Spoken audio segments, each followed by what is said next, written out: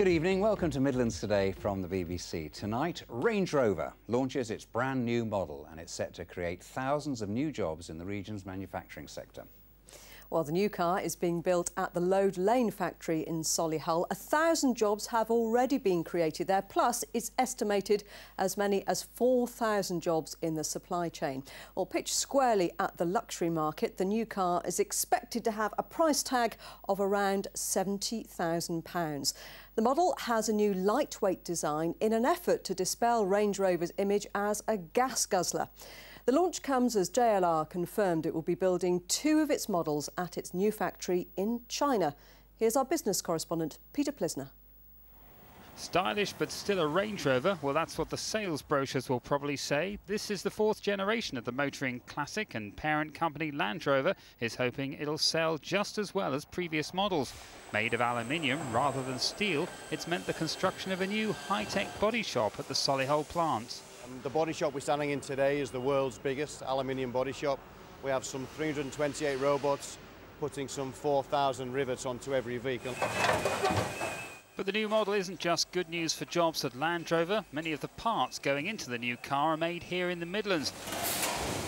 It's excellent news for workers at this Birmingham factory, now under new management, after its new owners won a £25 million Range Rover contract. Well, the situation is rather desperate here. It looked like the company couldn't safeguard the factory and all the jobs here.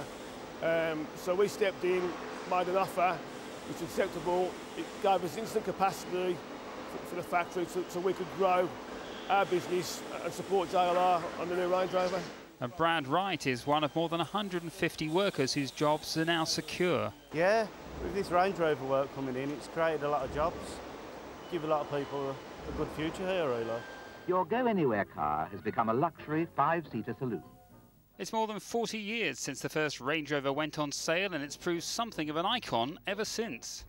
Although the new Range Rover is still as large and bulky as previous models, the big difference here is that it's made of aluminium and not steel, and that makes it much lighter, meaning that it burns less fuel and there's a significant reduction in CO2 emissions. It's claimed that could mean a 22% improvement in fuel consumption, and that, according to analysts, could be a crucial factor.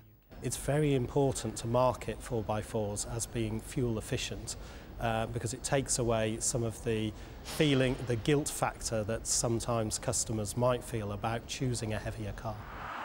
Although it'll be built in Solihull, ultimately the new Range Rover could also be built abroad. Today, JLR confirmed plans to produce cars in China, but was adamant it wouldn't mean fewer jobs here. We are increasing production, not in order to reduce in the UK, but using the UK base and growing around the world globally where the market is. The all-new Range Rover gets its global launch in London tonight, and it'll go on sale later this month.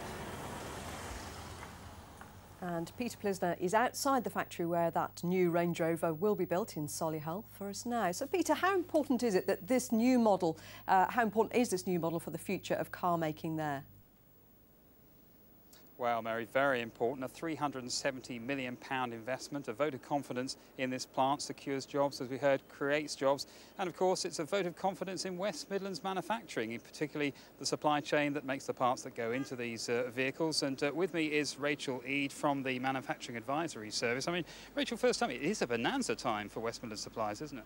It is currently a bonanza time, with a recent report from the government saying that there's £3 billion worth of UK vehicle manufacturing supply chain work required. So this is part of that, and looking forward to a good few years. But does this really create that many thousands of jobs in the supply chain, bearing in mind that the old Range Rover is being phased out? We do have to remember that the life cycle of vehicles is new vehicles in, old vehicles out.